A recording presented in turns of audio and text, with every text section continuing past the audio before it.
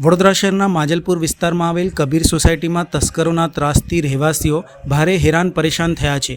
છેલ્લા ઘણા દિવસોથી સોસાયટીમાં ચોરીની ઘટનાઓ વધતી જઈ રહી છે અને લોકોને અસુરક્ષા અનુભવાઈ રહી છે।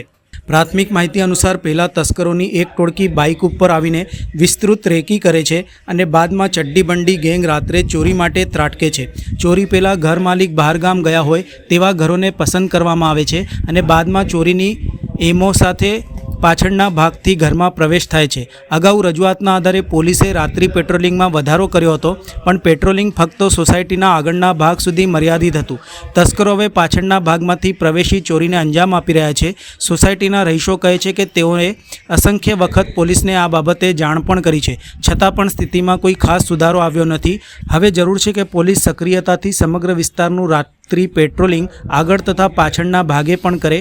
રહીશોએ માંગ કરી છે કે પોલીસ દ્વારા નિયમિત પેટ્રોલિંગ કરી સ્થાનિકોમાં ભયનો માહોલ દૂર કરવામાં આવે। ને બે એન્ટ્રન્સ છે, એક આગળથી છે અને એક પાછળથી છે। પોલીસને સોસાયટીના લોકોએ પણ અને જે દૂધવાળા આવે છે, પેપરવાળા આવે છે, બધાએ જોયા છે કે આગળ બેઠેલા જ હોય છે, બટ ચોર જે હોય છે એ એન્ટ્રી એમની પાછળથી લે છે, કેમ કે પાછળ પોલીસવાળા હોતા નથી, કેમ કે જે લોકોએ જોયું છે એમને કીધું છે કે આગળ બે પોલીસ બેસી છે બટ પાછળ કોઈ નથી, એટલે પાછળનું પણ થોડું ધ્યાન રાખે એવું માંગણી કરીએ છીએ। પાછળ ખુલ્લો એરિયા છે એટલે સ્વાભાવિક છે કે ત્યાંથી ચોર આસાનીથી ભાગી શકે। ખરેખર જરૂરિયાત ત્યાં વધારે છે, કારણ કે આગળ તો મિલિટરીની સિક્યુરિટી પણ છે, એટલે જરૂરી પાછળ વધારે છે આના।